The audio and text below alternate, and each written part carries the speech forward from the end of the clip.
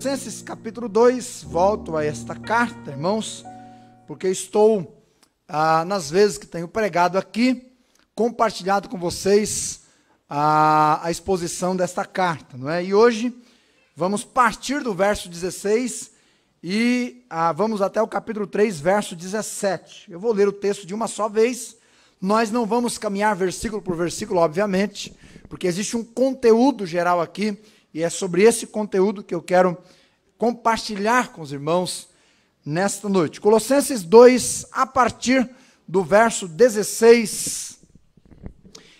Evidências que revelam o verdadeiro cristão. Evidências que revelam o verdadeiro crente, o verdadeiro cristão.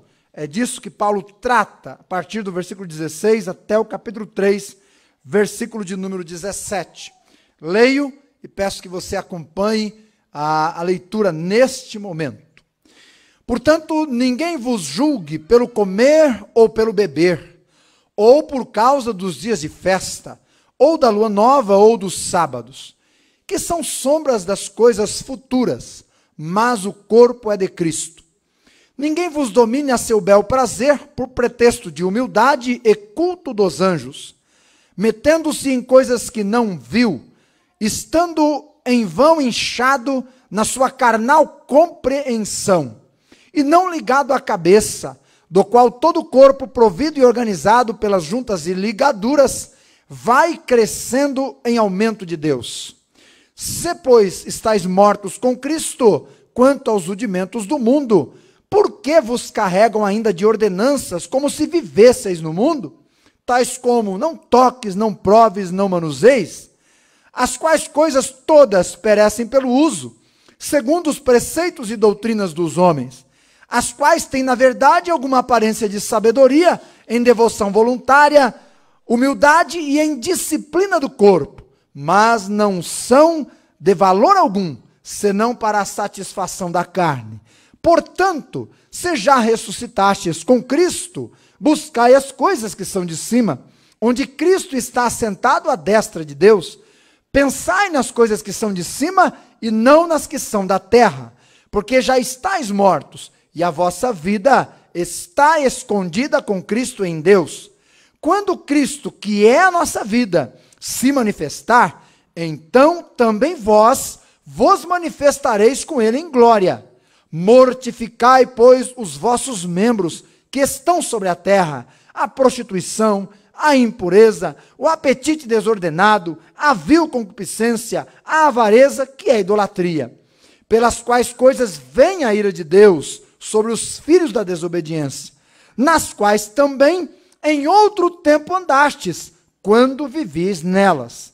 Mas agora despojai-vos também de tudo, da ira, da cólera, da malícia, da maledicência, das palavras torpes da vossa boca.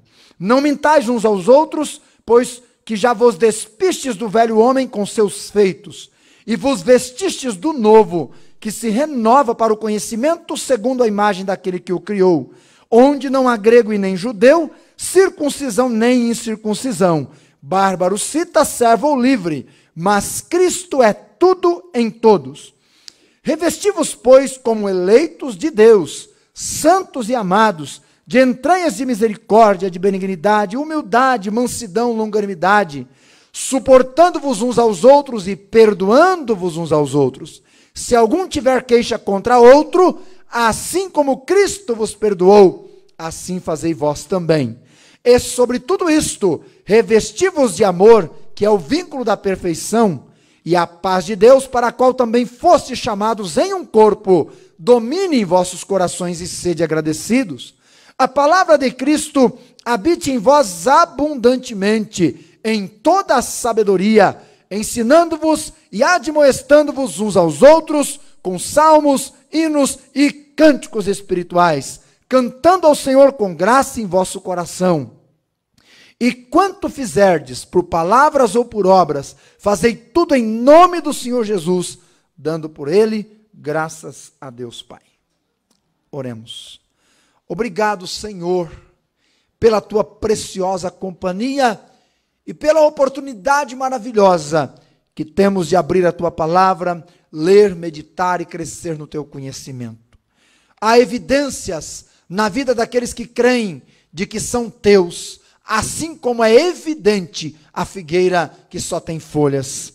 Abençoe, ó Deus, neste momento, a tua palavra, que aqueles que ainda não são crentes em Jesus, ouvindo a verdade, venham ser, ó Deus, conquistados em seus corações pela palavra da fé, e venham crer em Jesus como Salvador, ao ponto de serem mudados em suas vidas. Abençoa aqueles que já são, para que ouvindo a palavra, venham, ó Deus, deixar o teu Espírito operar o crescimento, aparando as arestas, para que estas vidas possam produzir ainda mais frutos para a glória do teu nome. Abençoe cada um que está aqui, cada um que está em casa ouvindo a palavra neste momento. Abençoe nosso irmão Guilherme, dando a ele a restauração do seu físico, ó Deus, para que ele possa seguir adiante na sua vida. Guarde o teu servo para a glória do teu nome e abençoe esta hora em nome de Jesus. Amém. Há um programa na televisão que chama CSI. Este programa, ele é um programa de investigação criminal. E há uma frase neste programa que eu gosto. Esta frase diz o seguinte: concentre-se nas evidências, elas não mentem. Concentre-se nas evidências, elas não mentem. Elas dizem a verdade. Eu tenho pensado sobre isso em um mundo, irmãos, que a cada dia se declara mais religioso. E milagres até acontecem, né, de pessoas que outrora eram ateus e agora, de ontem para hoje, estão frequentando cultos ainda que romanos, né? Mas alguns milagres assim acontecem, né? E você que não é bobo nem nada sabe do que eu estou falando. Há tanta gente hoje se dizendo cristã, que às vezes nem parece que precisamos evangelizar mais. Isso não é verdade. Muita gente que se diz cristã nunca nasceu de novo. Mas nós estamos cheios de passeatas para Jesus. Quem vai em Valinhos, sabe que na entrada de Valinhos tem uma placa enorme dizendo Valinhos é mesmo? Hã? Quantas igrejas tem em Valinhos? Quantos crentes tem em Valinhos? Hã? Os resultados divulgados pelo IBGE são animadores, não é verdade? Da soma de milhares e milhares de cristãos. Os inúmeros programas de rádio e televisão indicam que parece que estamos tendo uma avalanche de conversões. Os panfletos que recebemos todos os dias, ou as visitas, não é mesmo?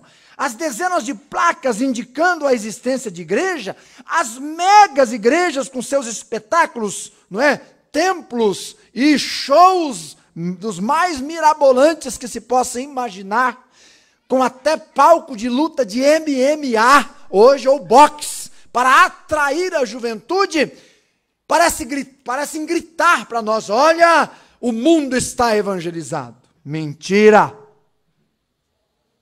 Mentira, irmãos! E da mais deslavada. Há tantas almas e almas sem Jesus. Isso é tão verdade, que nós olhamos todos os dias no jornal e se pudéssemos dobrá-lo, correria sangue. São tantos assaltos. São centenas de pessoas morando nas ruas, abre aspas, até um projeto de agora se alugar espaço público para que os moradores de rua possam ter o seu espaço e dormir. Se isso entrar em vigor, alguns aí vão começar a alugar esses espaços, obviamente, né? Fecha aspas ou parênteses. Centenas de moradores de ruas, os pedintes de todos os dias continuam aí. Eu já tenho espaço reservado no meu carro para aquelas moedinhas, porque muitas vezes você fica até com medo de não dar alguma coisa. Não deveríamos dar, mas o medo que você está com a esposa e filhos dentro é melhor dar logo. Não é? Em alguns casos, ainda que eu não aconselho ninguém dar por dar. Os pedintes de todos os dias estão aí, o aumento assustador da liberalidade sexual. não é? A desmoralização, o crescimento assustador da drogadição, os índices alarmantes do desmoronamento dos lares, o índice crítico e crescente do suicídio, feminicídio, não é? A intolerância e o desrespeito em qualquer lugar. Então eu me pergunto, se este país está se tornando cristão, o que é que está de errado? O que é que está de errado? As evidências vão mostrar o que está errado. Acontece que há muita gente, mas muita gente, meus irmãos, completamente enganada. Completamente enganada. Pensando que é cristã, pensando que é de Jesus, mas não conhece Jesus. Então o CSI tem razão. Concentrar-se nas evidências vai tirar a sua dúvida. Você vai olhar para a vida de uma pessoa e poderá ver nela ou não os sinais do cristianismo. Aí você pode tirar as suas conclusões. Talvez você pense que é um cristão. Alguém disse que você deve ser um cristão. Você cresceu num lar cristão, tem vivido em meio a muitos cristãos, canta com os cristãos e concluiu: eu sou um cristão. Mas ninguém é cristão por andar com cristão, por cantar com cristão, por parecer com cristão. Não é? Ninguém é. A pessoa só é cristã, só é de Jesus, se ela teve um encontro pessoal com Jesus Cristo. Nada disso é evidência. Não é? Muitos e muitas estão enganados. Com a graça de Deus, vamos olhar para esse texto hoje à noite. A partir do capítulo 2, verso 16, não se preocupe que eu não vou passar palavra por palavra, nem versículo por versículo, senão nós iríamos até amanhã cedo aqui. Tá bom? Mas é o todo que nós vamos observar nesse texto aí que fizemos a leitura, nesse trecho de Colossenses. Evidências demonstram que a pessoa é ou não é. E as evidências também firmam, né, no coração daquele que é realmente o seu alicerce para que ela possa continuar prosseguindo, crescendo saudavelmente em Jesus Cristo. Evidência número 1, está lá do versículo 16 ao 23 do capítulo 2. O verdadeiro cristão foi liberto do domínio das leis e da lei e vive para Deus pela graça de Cristo. É por isso que cantamos hoje à noite, maravilhosa graça. Maravilhosa graça. É pela graça que fomos salvos. Meus irmãos, a lei foi dada por Deus, aliás, escrita pelo dedo de Deus, não é? Seu propósito era tornar o povo de Deus diferente de todos os demais. Era um código de vida de santidade e integridade. Mas a lei que propunha isto, não deu ao ser humano a capacidade de guardá-la. De maneira que o escrito de bênção tornou-se, como vimos na última mensagem, o escrito de dívida. Ao invés de tornar o homem santo, realçou as trevas que no coração dele e nele existem. É por isso que Paulo diz, pela lei nenhuma carne será justificada. Então, ao invés de tornar o homem santo, realçou suas trevas. Ao invés de tornar o homem melhor, revelou o seu pior. A lei tornou-se contrária a nós. Ao invés de nos salvar, nos condenou. É por isso que o Salvador foi tão necessário. Tão necessário. Por isso, temos também escrito, sabendo que o homem não é justificado pelas obras da lei, mas pela fé em Cristo. Temos também crido em Jesus Cristo para sermos justificados pela fé em Cristo. Pois, pelas obras da lei, ninguém será justificado. Nenhuma carne será justificada, Gálatas 2,16. Mas então, qual é a finalidade da lei? Gálatas 3,24. De maneira que a lei nos serviu de aio, de guia, para nos conduzir a Cristo. Na medida que ela mostrou o nosso fracasso, ela apontou para o Salvador, para o Senhor. Essa é a razão de Paulo dizer, no capítulo 2, versículo 16, não é? Ninguém vos julgue pelo comer ou beber, por causa de dias de festas, lua nova ou sábados, que são sombras das coisas futuras, mas o corpo é de Cristo. Paulo está declarando, não é a lei, não é por guardar leis que a salvação vem, mas é pela fé em Cristo. É por isso que ele disse também, ninguém vos domine com doutrinas estranhas, como culto a anjos, capítulo 2, versículo 18. Porque não é por cultuar anjo e nem por seguir doutrinas falsas ou doutrinas diversas que alguém será salvo, mas pela graça de Cristo. Então aqui está a primeira evidência de um cristão verdadeiro. Ele é salvo exclusivamente, inteiramente, completamente, pela graça de Cristo. Então quando alguém lhe pergunta quem é o seu Salvador, ele não diz a lei, essa cerimônia, aquele dia que eu guardo, aquele ato cerimonial que eu pratiquei. Ele não diz isso, ele diz, eu sou salvo porque criei em Jesus Cristo, o meu Senhor e o meu Salvador, e sua graça me redimiu tão somente. As seitas, irmãos, têm uma marca, e ela é bem simples de você identificar. Qualquer seita sempre vai apresentar Jesus mais alguma coisa. Essa é a regra mais simples que tem para você identificar uma seita. Toda denominação, todo grupo religioso, toda organização religiosa que ensinar Jesus como Salvador, e muitas ensinam, viu? Por isso que confundem muita gente. Só que aí lá no finalzinho, lá no rodapé, nota de rodapé, você tem que crer em Jesus, mas também tem que praticar esta cerimônia, circuncisão, que era os que os judaizantes pregavam. Cristo para eles nunca é suficiente. Então tem que ser Cristo mais o batismo. Ou Cristo mais a guarda dos... Ou Cristo mais as boas obras. Ou Cristo mais as cerimônias religiosas. Ou Cristo mais os sacrifícios pessoais. Lá em Manaus tem uma igreja de uma pessoa famosa, chama Renê Terra Nova. Famoso no Brasil inteiro. E a igreja dele tem uma torre bem alta.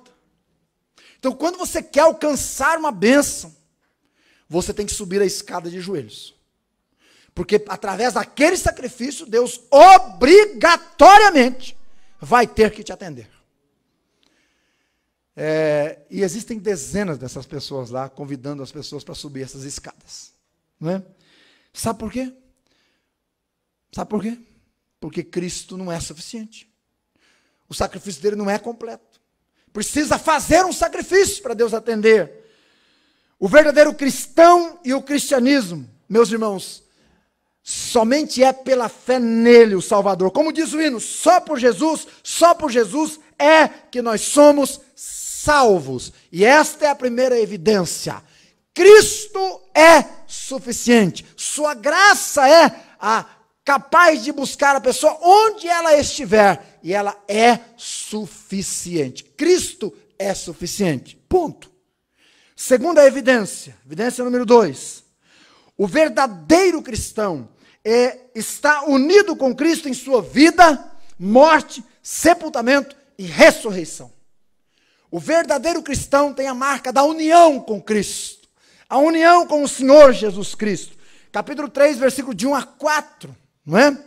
Portanto, ele diz, ressuscitastes, versículo 3, se estáis mortos, não é? Então, versículo 4, ele que é a vossa vida vai se manifestar. Preste atenção, evidência número 2, o verdadeiro cristão está unido com Cristo na sua morte, sepultamento e ressurreição. Esta é uma passagem maravilhosa para o cristão. Todo cristão deveria conhecer essa passagem, deveria ler esta passagem, deveria saber esta passagem.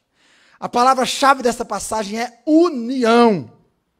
Então, o cristão é aquele que está unido no que Cristo fez completamente. Completamente. Você está. Eu estou. Quando é que isso aconteceu? Como e quando foi o seu encontro com o Salvador realmente? Encontro que mudou a sua vida completamente. Irmãos, prestem atenção. O Cristo que não muda para melhor a vida de um pecador, com certeza não é Cristo, é o anticristo.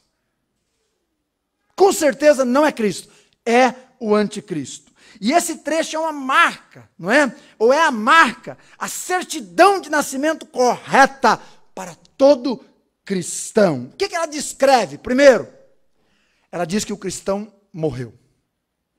Está morto. Morto para este mundo. Está aí no versículo 3. Porque já estáis mortos. Meus irmãos, quando uma pessoa morre, ela se desliga das coisas desse mundo. Não sei se você soube, mas recentemente algumas pessoas morreram aqui na Lagoa do Taquaral. São 3 esse ano, né? E a última foi bem recentemente. E teve o Herbert, né? O Herbert, ele tem acesso aí, o pessoal passa para ele, né? E ele mostrou o vídeo. Foi o Claudemir. Eu vi com o Claudemir também. Estou refrescando a memória, vi com o Claudemir também. Vimos quando o bombeiro tira a pessoa que estava morta dentro da água, tira a pessoa fora. Interessante, irmãos, interessante. Interessante. A pessoa saiu assim, as pernas, não é? Como se ela estivesse fazendo um esforço, e os braços assim, não é? Levantados, e ela assim meio que ofegante, sei lá, né? Tentando se livrar, alguma coisa assim, completamente endurecida, uma pedra, não é? Tanto que quando eles tiraram, parecia um boneco, literalmente. E sabe, naquela pessoa você pode dar um tapa nela. E eu fiquei pensando, como é que vão colocar esse camarada dentro do caixão agora duro desse jeito? Eles vão quebrar, óbvio. Vão quebrar as pernas, os braços, né, para poder caber dentro do caixão ali direitinho. Você acha que aquela pessoa ele vai reclamar se eles quebrarem todo ele? Vai reclamar ou não vai? Reclamar ou não vai? Por que não vai? Porque quem morreu está desligado deste mundo. Gente, quando a pessoa fecha os olhos, parou de bater o coração, o cérebro, não é? Está constatada a morte, olha, acabou.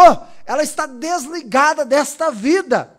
Diz a palavra do Senhor em termos espirituais, o cristão está morto para este mundo. Cristo morreu por nós, nos substituindo, e nós morremos com Ele, nos identificando. Quando cremos em Cristo, nos posicionamos mais perto dele do que os ladrões que estavam ao lado dele. Quando cremos, porque morremos com Ele, nos identificamos com a sua morte na cruz verdadeiramente. Li algures sobre 2 jovens que foram convidadas, não é? Aliás, elas se converteram depois de vários anos tendo uma vida boêmia e mundana. Um dia foram convertidas pelo sangue de Jesus e depois de alguns dias foram convidadas para irem numa boate. E elas responderam imediatamente, não frequentamos mais boate, porque estamos mortas. O crente morreu para este mundo, é o que está escrito aí, já estáis mortos. Então cuidado com os seus amores aqui neste mundo.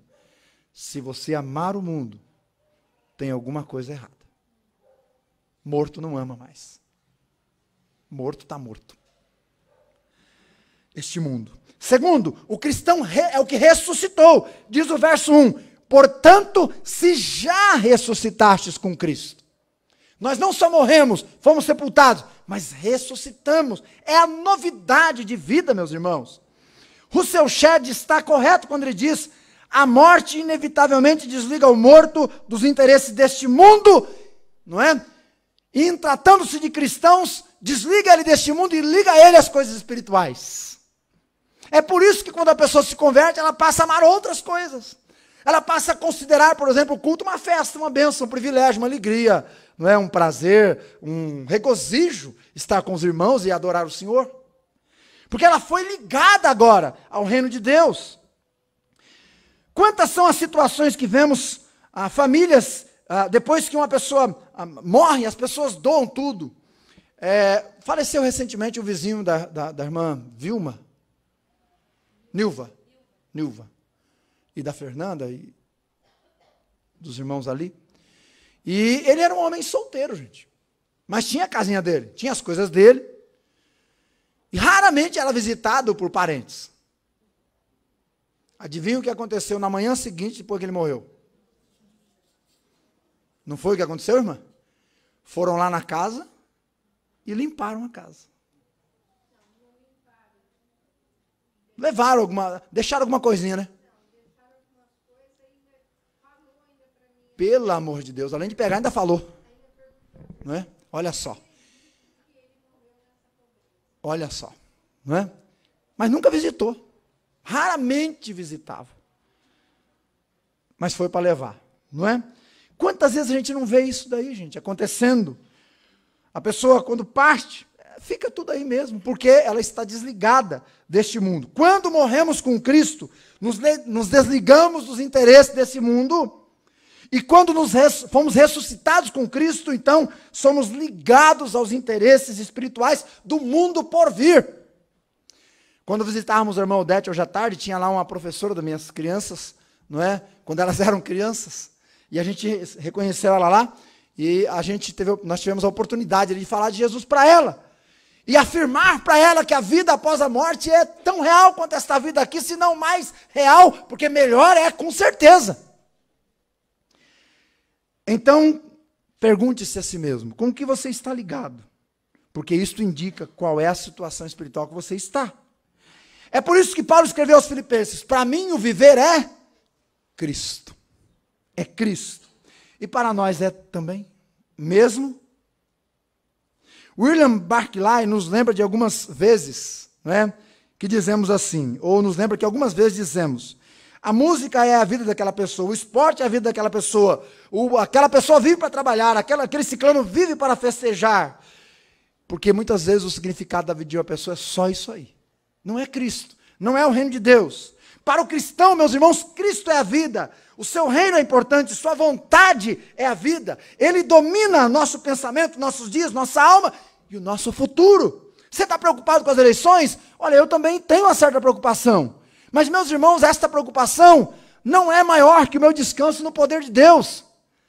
Eu confio num Deus que é soberano, é superior a qualquer partido político, qualquer pessoa que venha assumir o governo. Deus é Deus. Quando tudo vai bem, quando tudo vai mal, continua sendo Deus. E o cristão está ligado a esse Deus. Vai chegar o dia, meus irmãos, que Cristo se manifestará. E eu destaco aqui terceiro, nesse versículo 4, quando Cristo, que é a vossa vida, se manifestar, então vos manifestareis com Ele em glória. O cristão é o que tem uma vida gloriosa, vós vos manifestareis com Ele em glória. Vai chegar o dia, meus irmãos, e esse dia está muito perto, em que Cristo será revelado a este mundo, não é? E nós nos uniremos com Ele para sempre. Ele virá, não é? Tão logo, como um raio atrai o relâmpago, como o ímã atrai o ferro, nós seremos atraídos a Cristo com grande poder e glória. Seremos arrancados deste mundo mau. Mas a manifestação do Cristo no cristão tem que ser hoje. Tem que evidenciar-se, não é? Ele tem que ter uma mudança no seu viver. O versículo 3 diz isto. Se vocês estão mortos, a vossa vida agora está escondida com Cristo em Deus. Então quem comanda é Cristo. Ele tem que ter uma mudança no seu pensar. Versículo 2, ele pensa nas coisas que são de cima e não mais nas que são só da terra. 3, ele tem uma mudança nos seus desejos. Verso 1, ele busca as coisas que são do alto e busca inclusive para suas realizações diárias. Irmãos, nós às vezes oramos por situações difíceis que nos acometem, mas esquecemos às vezes, meus irmãos, de orar pelo corriqueiro. Você vai no cabeleireiro, por exemplo. Fernanda vai no cabeleireiro. Tem que orar. Vai que o cabeleireiro não está num bom dia aquele dia. Não é mesmo? Todo mundo tem seu dia aí, né? Que não está legal. Tem que orar, porque de repente o cabeleireiro tosa o cabelo dela lá e pronto, aí faz aquela anarquia, não é não? Então a gente tem que orar para as coisas pequenas, que parecem pequenas, e colocá-las no altar de Deus, para que fique claro que em tudo nós dependemos do Senhor nosso Deus, que é dele que vem a nossa força para todas as coisas. E por quê? Porque o seu tesouro não é mais o brilho de ouro deste mundo, nem o relampejar da prata, nem a sedução das riquezas. O tesouro do cristão é Cristo. O tesouro do cristão é Cristo. Por isso Jesus disse, não ajunte tesouros aqui não. Ajunte no céu. Se Deus te der aqui, use-o para a glória do Senhor. E esta então é a segunda evidência, não é? O cristão está unido na morte, sepultamento, ressurreição. Ele morreu para o mundo e tem uma nova maneira de viver, não é? Onde Cristo é visto na vida dela. Terceira evidência, evidência número 3. O verdadeiro cristão, ele cumpre sua parte no dia a dia, no despojar-se do velho homem e os seus feitos. Versículos de 5 a 9 do capítulo 3, diz lá: mortificai, pois, os vossos membros que estão sobre a terra, a prostituição, a impureza, o apetite desordenado, a vil concupiscência, a avareza, que é a idolatria, pelas quais coisas vem a ira de Deus sobre os filhos da desobediência, nas quais também em outro tempo andastes, note, outro tempo, quando viveis nelas. Mas agora, despojai-vos disso tudo: ira, cólera, malícia, maledicência, palavras torpes, mentir, não minta mais um ao outro. Vocês se despiram, não é, do velho homem com os seus feitos, diz a palavra do nosso Deus. Meus irmãos, o cristão não é um inerte. O cristão não é uma estátua. O cristão não é uma pessoa que parou no tempo. Olha lá aquele crente, parou no tempo. Não, o cristão não é assim. O cristão vive o cotidiano, ele anda pelas ruas. Os santos de Deus trabalham, eles vão ao supermercado, eles vão ao açougue, eles comem, não é? Eles têm problemas de saúde, são os santos de Deus no mundo. Eles estão aí, mas cada dia que se passa, eles estão despojando o velho homem, não é? Aqueles hábitos, costumes, tendências pecaminosas que o pecado quer impor para a gente vai tirando de lado, vai vencendo essas barreiras e caminhando rumo ao Senhor nosso Deus. Meus irmãos, o cristão não é um inerte, ele é vivo e ativo. Ele é vivo e ele é ativo. Eu não sei quanto a você, mas me incomoda quando eu vejo jovens e adolescentes sem Jesus, não é? Perambulando pelas ruas. Eu não sei quanto a você, mas me incomoda quando me batem pedindo comida aqui. Me incomoda no sentido positivo de pensar assim: meu Deus, por que tanta gente passando fome? Me incomoda saber que os cemitérios estão abarrotados de pessoas que não nasceram de novo. Me incomoda saber que nos campos missionários há alguns que têm que deixar o campo porque não tem sustento. O cristão, meus irmãos, ele é ativo, ele tem responsabilidades, ele tem afazeres, não é? E começa na sua vida pessoal. Diz lá: mortificai. Preste atenção no que eu vou te dizer. No versículo de número 3, diz assim: estais mortos. E a expressão ali, o verbo ali, está no indicativo. Está indicando a situação real da pessoa. Ela está morta para o mundo. Agora no versículo 5, quando ele diz assim, lá no versículo 5 do capítulo 3, quando ele diz assim, mortificai, está no imperativo. Preste atenção. Aqueles que morreram para o mundo, que vivem para Deus agora, devem sepultar, se desfazer das coisas mortas da velha vida. Ei, irmão, você me chamaria de louco se você me visse andando pela rua, arrastando um cachorro morto. Não chamaria? E por que é que eu, como cristão, tenho que ficar carregando meus velhos pecados e não me despojo disso de uma vez? É o que Paulo está dizendo aqui. Ou seja, diante da indicação divina do nosso estado de mortos para este mundo, devemos ser coerentes e fazer morrer nossas inclinações carnais. Isto é uma questão de coerência. Olha o que Apocalipse 22:11 diz: quem é injusto, faça a injustiça. Ainda, quem está sujo, suje-se ainda. Mas quem é justo, faça a justiça. Quem é santo, santifique-se. É coerência. O morto pratica coisas de um morto, e o vivo de um vivo.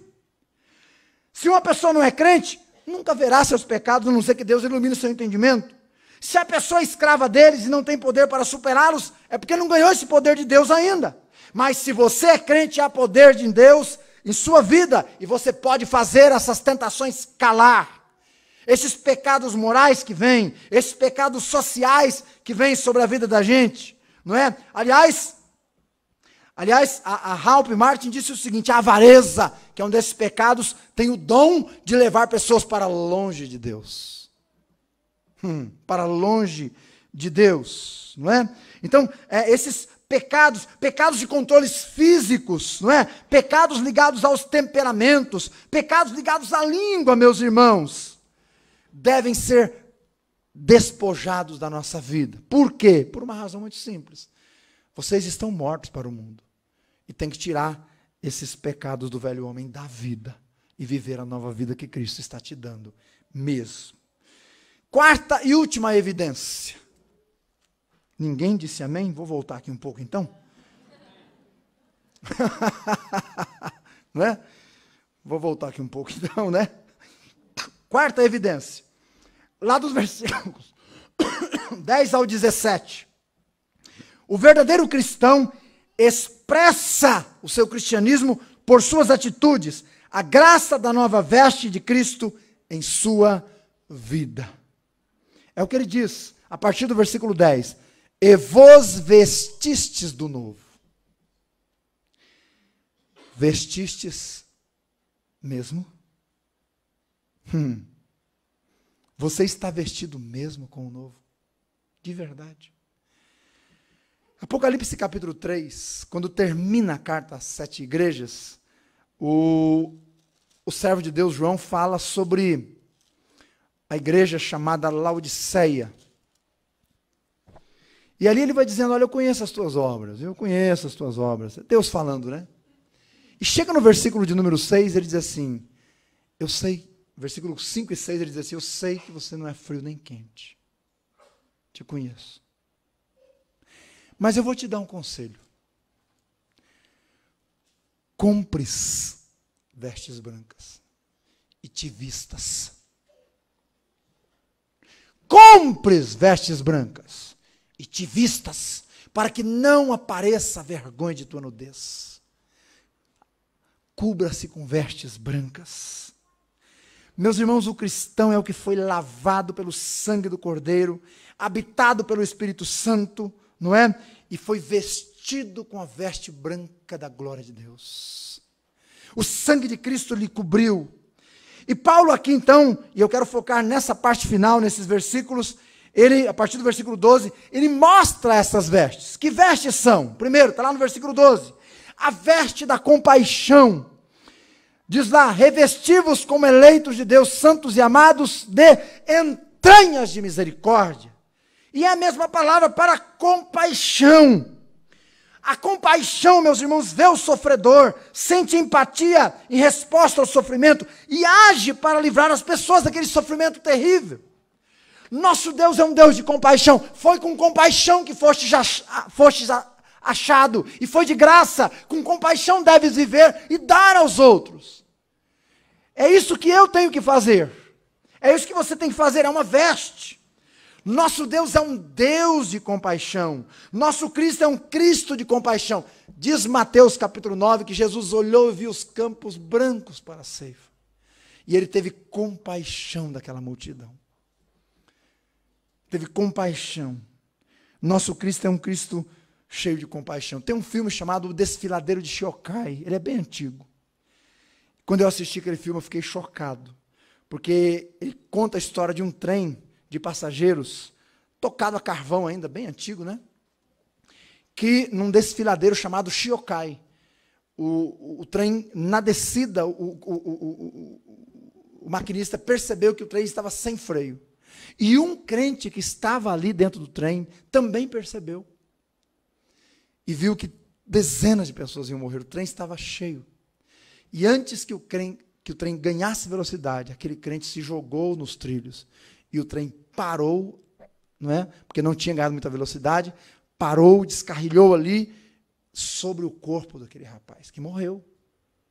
Mas ele deu a vida por compaixão daqueles que estavam dentro do trem. Ele ofereceu a vida em favor daqueles. Meus irmãos, vistam-se de misericórdia. Há um livro de uma missionária que trabalhou na Amazonas, exatamente onde eu estive, e o título do livro dela é Sua Voz Ecoa nas Selvas. E a história dela é linda, porque ela foi uma moça bonita, americana, que largou tudo nos Estados Unidos, sua faculdade, e dedicou todos os dias da sua vida fazendo missões pagando remadores para que levassem nas comunidades ribeirinhas, nas selvas. E ela morreu ali pregando o evangelho. Ela envelheceu ali pregando o evangelho, porque ela teve compaixão. O livro conta que ela tinha compaixão por aquelas almas que estavam no meio da floresta, 70 anos atrás, que não tinham ouvido falar de Jesus. E Deus me deu a alegria, o privilégio de conhecer uma das pessoas que foi ganho pela mensagem daquela mulher, que ainda é viva. Sua voz ecoa nas selvas. Irmãos, quem tem compaixão, sua voz tem que ecoar na selva de pedra, que é a nossa cidade. Adianta muito pouco eu dizer que tenho compaixão, quando minha voz não ecoa no ouvido de ninguém. Quando as pessoas passam perto de mim e não ouvem de Jesus.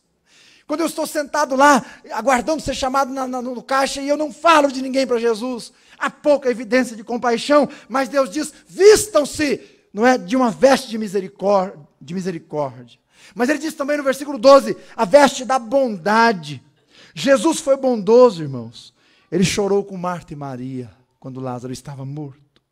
Compadeceu-se da viúva, não é? Silas Falcão está certo. Ele diz que o cristão, quanto mais perto de Jesus estiver, mais cheio de bondade será. Mais cheio de bondade será. Porque Jesus é bondoso. Versículo 12 ele diz, revistam-se da veste da humildade. E eu nem vou me discorrer tanto aqui, porque o pastor Carlos já falou sobre isso hoje de manhã. Mas Deus habita com o humilde. Deus estima e atribui alto valor àquele que é humilde. Deus justifica, o exalta e concede-lhe graça. Deus usa pessoas humildes. O centurião que disse para Jesus, não sou digno de que entres em minha casa, era humilde. O humilde não tem um conceito elevado de si mesmo. Ele procura sempre elevar o nome do Senhor. Então revista-se de humildade. O versículo 12 ainda ele diz, revista-se da veste de mansidão. Jesus disse, tome sobre você o meu jugo, aprendei de mim, por quê? Porque sou manso e humilde de coração. Portanto, irmão, escute bem o que eu vou te dizer, nada de crente se envolver em briga por causa de eleição, hein? Está escutando bem? Nada de crente se envolver em briga por causa de eleição, nem pela internet. Você quer colocar sua posição, seja fiel, seja bíblico, mas não trave briga pela internet. Porque você é manso em Jesus. Você não precisa mostrar mais nada para ninguém. Deus já te justificou. Também o versículo 12, a veste da paciência, não é? Ele diz, revestivos de longanimidade. Longânimo é aquele que tem o pavio longo, né? É aquele que tem dificuldade de perder a paciência. É o que suporta as ofensas sem retaliar. É o que sofre maus tratos sem amargurar a alma. É a mente que se controla por um longo tempo antes de agir, não é? Então, este é aquele que é longânimo. E por aí vai. A veste do perdão, versículo 13. E já estamos quase terminando ali, não é? Ele diz, revesti-vos, suportando uns aos outros, perdoando-vos uns aos outros. Escute lá, que eu vou te dizer mais uma vez. Que seria de nós sem o perdão de Deus?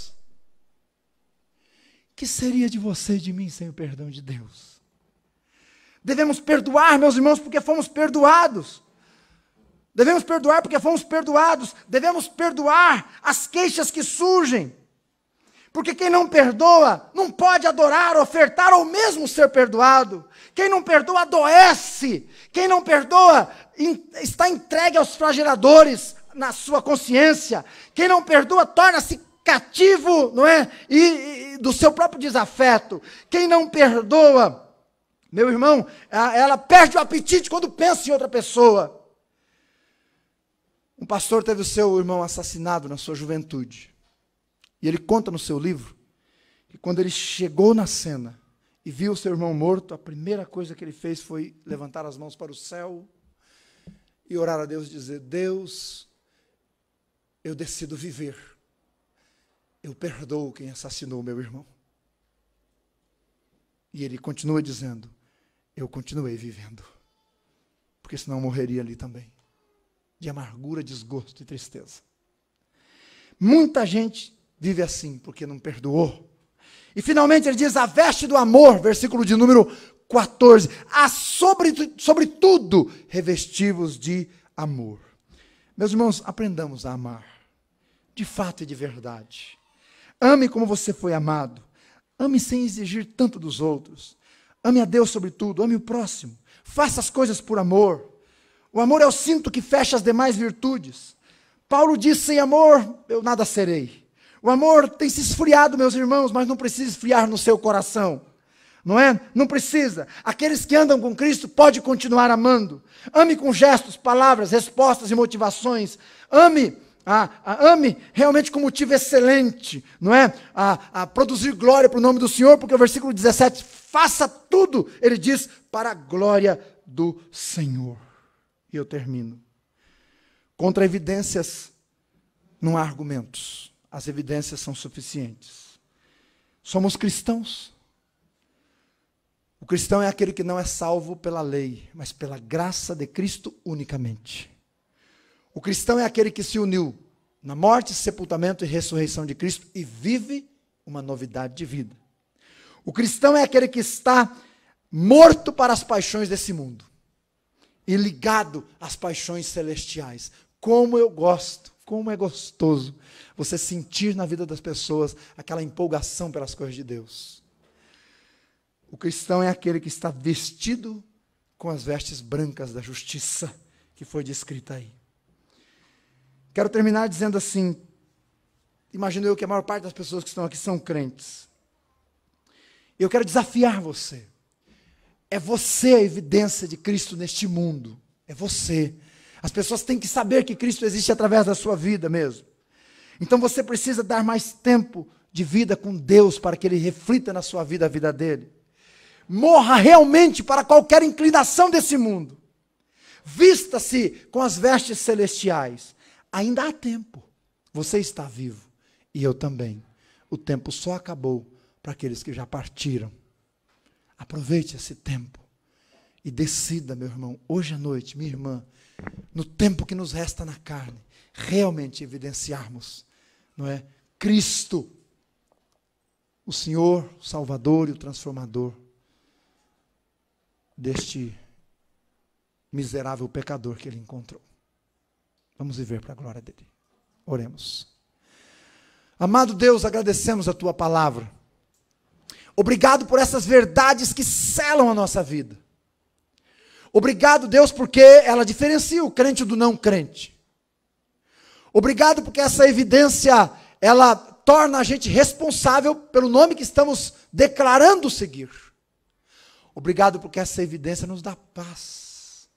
Somos teus, Senhor. Somos teus, aleluia.